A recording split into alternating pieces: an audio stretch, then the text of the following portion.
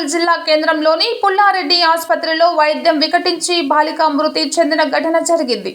తాడూరు ఇంద్రకల్కు చెందిన జ్యోతి 14 సంవత్సరాలు దగ్గు జలుబుతో బాధపడుతూ ఉండడంతో తండ్రి బాలరాజు ఆసుపత్రికి తీసుకుని వచ్చారు. జ్యోతిని డాక్టర్ పుల్లారెడ్డి పరీక్షించి మాత్రలు ఇచ్చారు. అయితే మాత్రలు వేసుకున్న కొద్దిసేపటికి శ్వాసకు సంబంధించిన ఇబ్బందులతో జ్యోతి కుప్పకూలిపోయింది. జ్యోతి చనిపోవడంతో తన వైపు బంధువులు హాస్పిటల్ ముందు ఆందోళనకు దిగారు.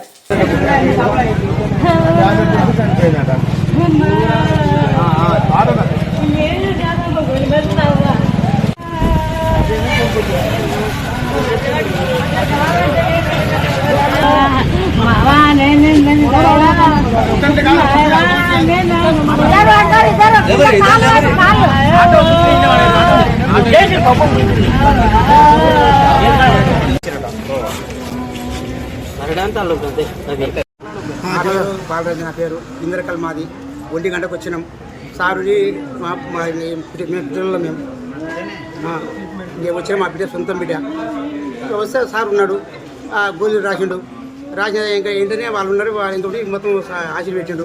ఏంటనే మనకు 3 గోళీలు చేసి టానికి రాపన్నాడు. టానికి రాపి ఏంటనే తలకాయ కిందికి వచ్చేసింది.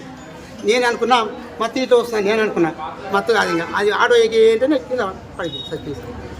ఏం పేరు పేరు? జ్యోతి. పుల్లారెడ్డి సార్. పుల్లారెడ్డి సార్ ఎక్కడిరా? ఏం పేరు? ఆయన పేరు ఏం పేరు? పుల్లారెడ్డి. అయినా ఏం చెప్పలేదు సార్. ఈ గోళ్ళు వేసుకోవాలని చెప్పాడు. మళ్ళీ 2 రోజులకు రావన్నారు. ట్రీట్మెంట్ ఏం కోసం? సర్ది సార్. సర్ది అంత మాత్రం సార్. మాకు ఇంకా అదలా ఏం తెలియదు సార్. ఇక గోళ్ళు వేసి మాత్రమే పడిపోయింది.